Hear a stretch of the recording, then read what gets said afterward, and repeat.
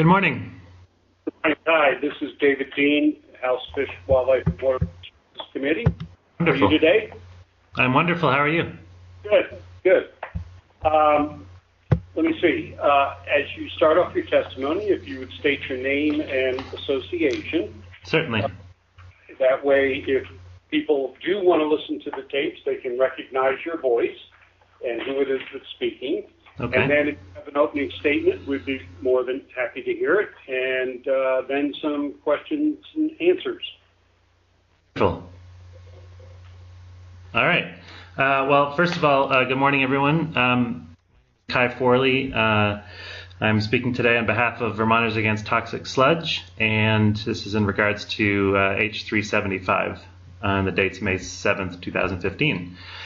I'm pleased this morning to provide testimony on behalf of House Bill 375. Again, let me begin by forwarding a hearty thank you to the Chair and the individual members of the committee for the opportunity to testify on behalf of the issues raised by H375. I also express my sincere appreciation for the dedicated work of Representative Tio Zagar, the legislator for whom the existing bill owes its impetus. By now, you've hopefully had a chance to review some of the pre-recorded testimony that I previously submitted, which includes my own testimony and the testimony I've collected from others who are similarly engaged in the sustainable sanitation sector. And again, I'm speaking on behalf of Vermonters Against Toxic Sludge. We're a grassroots community group that's organized to oppose the land application of toxic sewage sludge and also to advocate on behalf of sustainable alternatives to our legacy sanitation systems. As for my testimony today, I will touch on first, I will provide some additional detail regarding who exactly has jurisdiction to regulate the byproducts of an ecological toilet. And second, I will address what I feel is a major shortcoming of our existing rules. So first, who has jurisdiction? The question of who has jurisdiction over the byproducts of an ecological toilet is of critical importance. After all, if you don't think you have the standing to legislate this technology or the materials it produces, then it's rather pointless to consider this bill. Moreover, if residents of the state believe that they will be held to the same requirements as, say, a municipal wastewater treatment plant, then there's a high likelihood that few will seek to adopt this technology. Now, it's my understanding that you've already taken testimony from the Department of Environmental Conservation, and while I'm not aware of who spoke on behalf of the department or what they spoke about, I do want to address the DEC's take on this particular subject. According to a Watershed Management Division document, which was published in June of last year, titled Composting Toilets Guidance Document, quote, disposal of composting waste is subject to the requirements of federal regulation under 40 CFR Part 503 and Vermont Solid Waste Management Rules with no exemption provided. While this document does a decent job of addressing the jurisdictional issues, I'm afraid that it doesn't explain the basis for why the state is able to permit, as it currently does, a disposal option, in this case shallow burial, which seems to run contrary to 40 CFR Part 503, the latter known in sanitation circles and hereafter in my presentation as the 503 rule. And you should know that this issue comes up frequently in similar discussions. During my own research, I uncovered several examples that bear this out. The first is the response I received when I asked a very prominent New England sustainable sanitation practitioner for their take on the issue. According to this particular individual, the EPA's jurisdiction begins and ends at the characterization of this material as fertilizer. In other words, never refer to it as fertilizer and you'll never fall prey to the 503 rule. On the other hand, call it fertilizer and your obligations to federal law commence. And this individual's understanding is based on what they've been told for years by a senior EPA official. The second relates to an EPA document titled Water Efficiency Technology Fact Sheet, Composting Toilets, which states that the byproducts of a composting toilet, quote, must be buried or removed by a licensed septage hauler in accordance with state and local regulations. Notice there's no mention at all of the 503 rule, nor of the extensive testing and monitoring requirements mandated therein. And this document was published long after the 503 rule first took effect and still stands as the definitive EPA document on the subject of ecological toilets or composting toilets. The third is Vermont's own existing rules governing the management of this material. Subsection 1-922B of the wastewater system and potable water supply rules mandates that, quote, the waste material of an ecological toilet shall be disposed of by shallow burial in a location approved by the agency that meets the minimum site conditions given in section 1-805 of these rules. I added the of an ecological toilet phrase for clarity. I'll come back to what the minimum site conditions are that are alluded to in the latter part of that sentence. But for now, just notice that when it comes to shallow burial, there's again no mention at all of the strict requirements that are mandated by the 503 rule, a regulation that normally would only permit disposal by shallow burial were the aforementioned host of prerequisites met. And adding to the confusion, later in the same document, the DEC takes pains to differentiate what it calls, quote, direct land application from what it likewise calls, quote, indirect land application. 3 rule, and the latter referring to the light on regulation option of on-site burial. That's the state portion of the rules. But a search of the relevant literature and applicable state and federal regulations fails to produce any mention anywhere else of such a distinction. In other words, DEC seems to be the only entity explicitly making it, so I get the feeling that whoever wrote it has struggled with the same question. Fourth, Vermont is not alone in permitting shallow burial.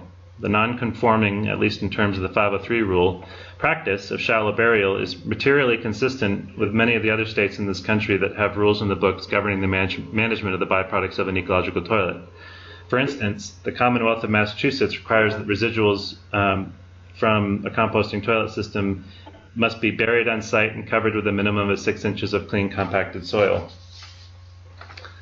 Oregon, the applicable regulation states that humus from composting toilets may be used around ornamental shrubs, flowers, trees, or fruit trees and shall be buried under 12 inches of soil cover.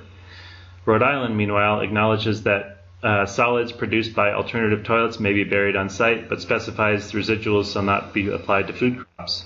Likewise, the Department of Health of the Commonwealth of Virginia requires that all materials removed from a composting privy shall be buried and that materials shall not be placed in vegetable gardens or on the ground surface. Again, none of the above makes any mention of the 503 rule, nor do any so much as remind users of any obligations they may have thereunder. And fifth, and perhaps most confusingly, the organizing body that's behind both the Uniform Plumbing Code and the Uniform Mechanical Code, the organization that's known as the International Association of Plumbing and Mechanical Officials, IAPMO for short, and the codes that also, I might add, most states west of the Mississippi adhere to, is set to publish the latest edition of what it calls its Green Plumbing and Mechanical Code Supplement, which will permit the byproducts of an ecological toilet to be disposed of on the surface of the ground as long as the material is covered by a layer of wood chips. Encouraged by this progress, I have to likewise question the basis behind such a ruling.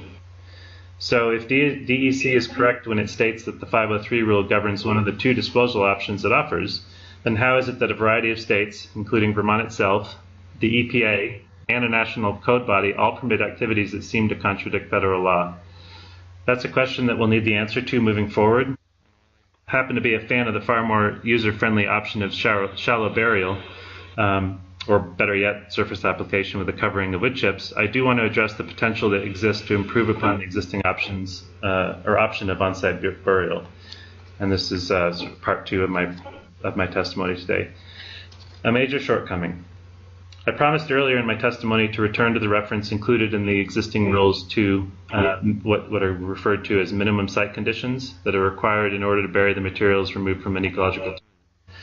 Well, put simply, these minimum conditions are that the parcel in question meets the criteria for a septic system leach field. In other words, that the land has successfully passed a perk test, and that burial of this material be specifically permitted under the site's water or wastewater permit.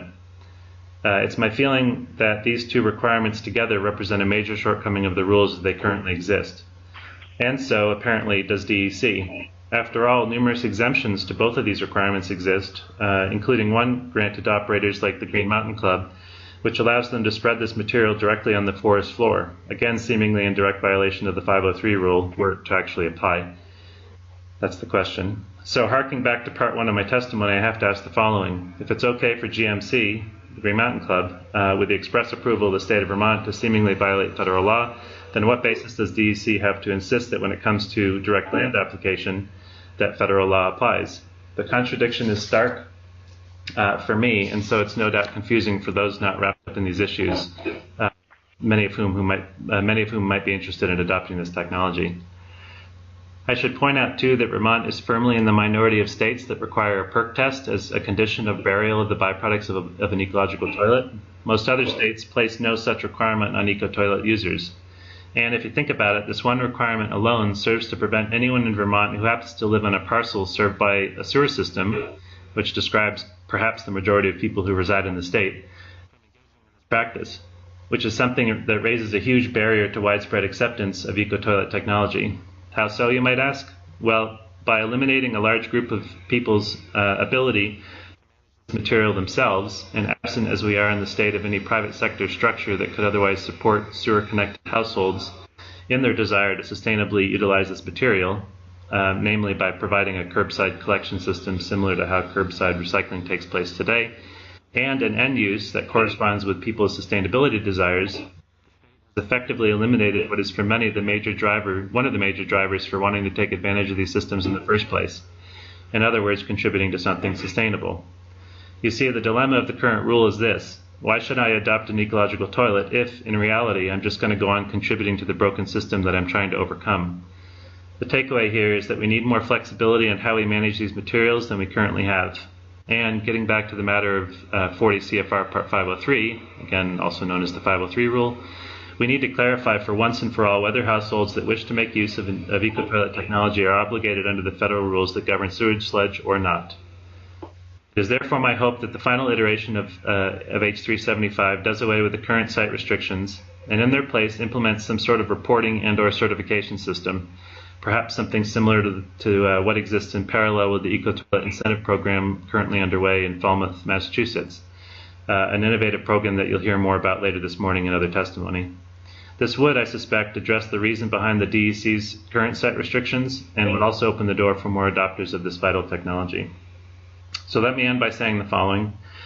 I'm going to assume that everyone in this room is aware of the fact that we can't keep doing business the same way when it comes to defending water quality, and in particular when it comes to how we manage human excreta.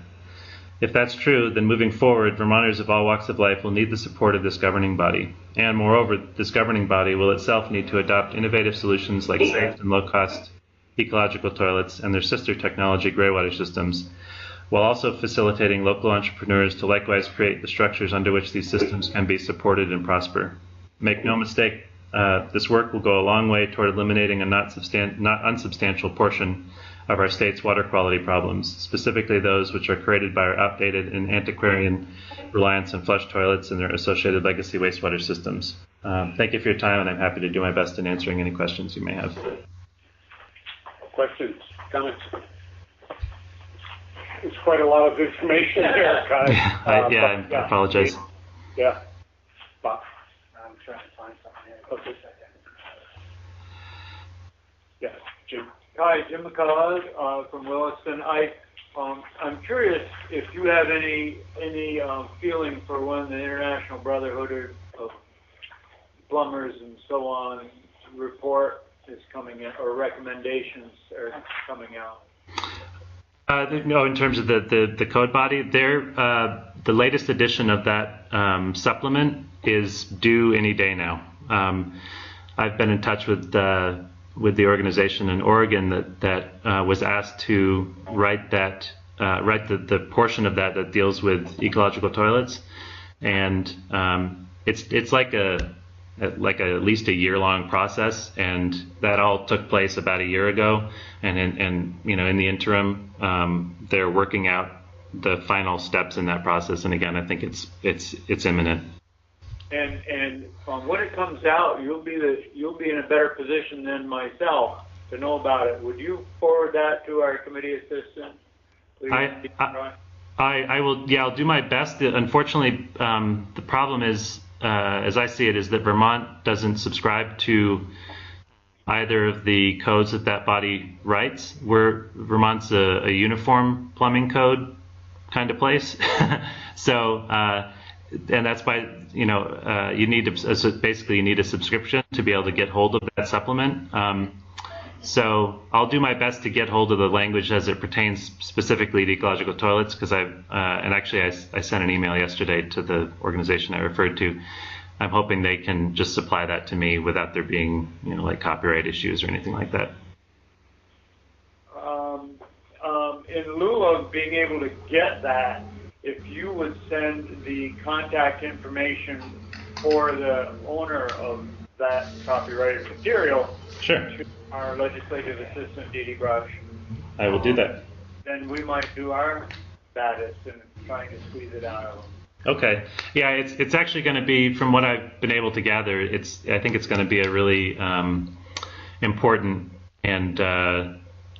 piece of work that I think we can look to as the state to moving forward on these issues. I intuited that. Thank you very much. Yep, thank you. Ty, this is Bob Krebs. The byproducts from ecological toilets, are they pathogenic? Yeah, and this is a funny thing that point out is that it's funny whenever the conversation, or typically when the conversation is about any sort of dry toilet technology, one of the first questions that people ask is regarding pathogens. Whereas when we discuss legacy sanitation systems, that's one of the last questions people usually think to ask. But in reality, both legacy sanitation system, which is what I refer to, or which is what I call like septic tanks and wastewater treatment systems, conventional stuff, both that and dry toilet technology, I think probably on par, they're about as effective as each other in pathogen reduction. And by that I mean that neither of them is 100% effective. Depending on the dry toilet or ecological toilet we're talking about, some will be more effective than others. The larger sort of household size systems that I refer to in my other testimony as remote systems, whereby like the composting container is located like underneath the floor from where the toilet pedestal is located. Those, particularly the varieties that are pedestal or that are batch setups where there's like multiple containers, but that's not necessarily true for all systems, but I'll use those as an example. Given long retention times and ample supply of air and dehydration of liquids, the systems can be very effective on their own. However, depending on the ultimate use of the byproducts, even with large systems that I just referred to, but certainly with the smaller sort of portable systems, it's usually a good idea, and this is backed up by World Health Organization numbers and other major studies that have been done on this subject. It's usually a good idea to make use of some sort of secondary treatment system, which in most cases ends up being like a segregated or combined composting pile, outdoors somewhere that can be monitored and where the temperatures can be monitored, and there can be some assurance that the end product is pathogen-free, quote unquote, just like sludge is pathogen-free, quote unquote. So I hope that answers your question.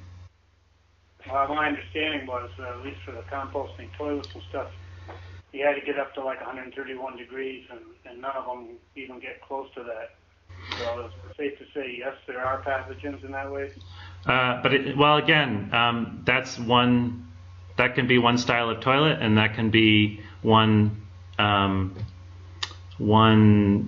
snapshot of time in a compost pile's life. There are some toilets like those that are employed by that are sort of alluded to by the Green Mountain Club, which they refer to as moldering toilets. Those have been in use since the 80s all over the state, and they rely on a very, what we call a slow or low temperature composting process.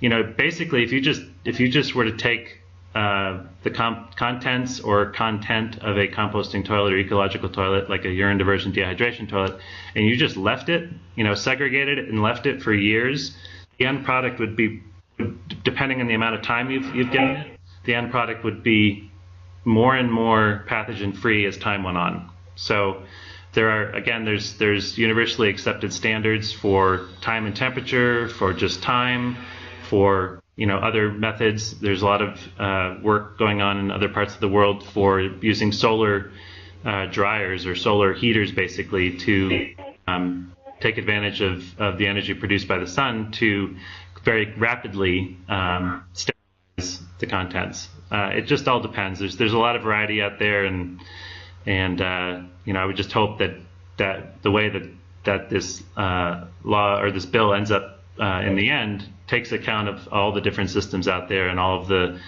parameters, and just provides some basic criteria that, hopefully performance-based criteria that people can use to ensure that this material is handled safely. And the other thing I would say to that is it's very common in sustainable sanitation circles to refer to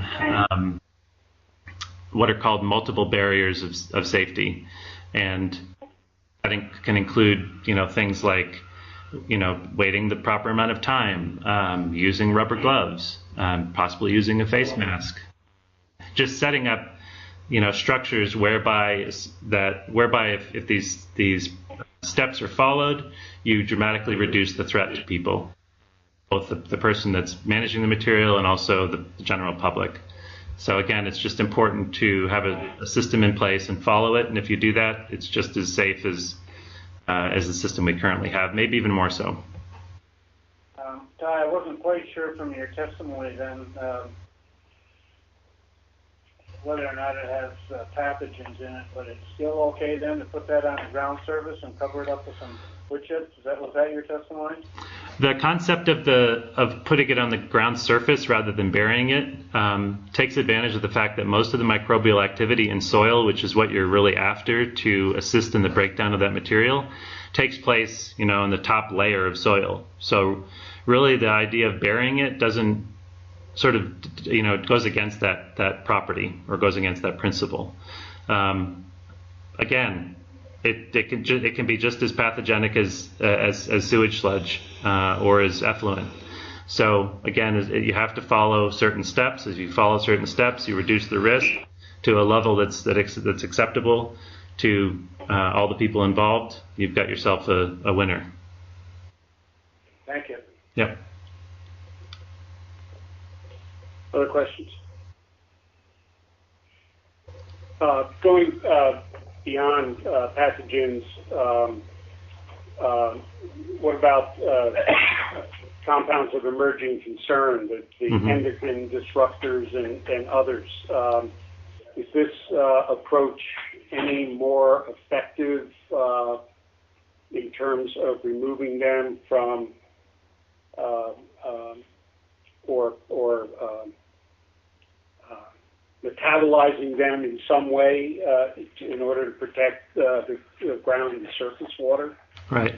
Well, the sludge industry is fond of pointing out that terrestrial systems are far better at managing this material and managing the risks, be they pathogenic or be they pharmaceutical, etc., than aquatic systems. And there's definitely some truth to that. And I guess I would say that just as there's very limited peer-reviewed research on that issue when it comes to sewage sludge and septage, there's limited but growing research on that issue when it comes to the byproducts of an ecological toilet, be that combined feces and urine, or like in a urine diverting toilet, the urine separated from the feces. I know that the Rich Earth Institute, who you'll hear from later today, why they're in business. They're studying the feasibility of using urine as a fertilizer, and since the majority, like in a system that uses a urine diversion system, since the majority of the contaminants of emerging concern, which is in the case of the byproducts of an ecological toilet, since your only inputs are people and toilet paper typically, and some sort of cover material. Those are typically only pharmaceuticals, and the Rich Earth Institute will be able to assist you with that question, as well as in some of the other testimony I provided. I referred to some work that's going on in the city or municipality of Ethekwini, which is what is also referred to as Durban, South Africa, and that municipal water and sanitation system just completed a study whereby, in addition to a whole bunch of other things, they looked at that very question. They're using urine diversion, and so they were looking at urine in particular, and whether retention, like a storage time or retention time, whether that was effective at metabolizing or otherwise, I'll just say metabolizing the pharmaceuticals that are present in urine. And their studies, the studies they performed show that there is potential for that, and fairly decent potential based on the they looked at, and whether or not they were destroyed. That's something we'll just have to keep watching. It's an issue in the conventional sanitation system. It's obviously a growing issue. The EPA has stated that it's a concern. They stated that quite a while ago, and they're apparently studying the issue. I think with ecological toilets, since the inputs are far fewer than what we end up with in a sewer situation or even in a septic tank situation, you're probably in a much better position to mitigate those threats than you are with all of the stuff that can go down a sewer. I mean, the industry has the authority to dump almost anything it wants down into a sewer system that's connected to a municipal wastewater treatment system. And there's really, we have very limited means to know even what ends up in a sewer, let alone what ends up in sludge, what ends up in effluent. Whereas, again, ecological toilet, it's whoever the users are, some toilet paper and some cover material. Narrow down the stuff we need to look at and the stuff we need to be careful of. Okay, thank you. Okay. Anything else? Seeing none, Kai, I'd like to thank you for taking time to talk with us this morning, and we will get on to our other witnesses. Okay, well, thank you very, very much again for the opportunity, and good luck moving forward. Okay, thanks. Bye-bye. Bye.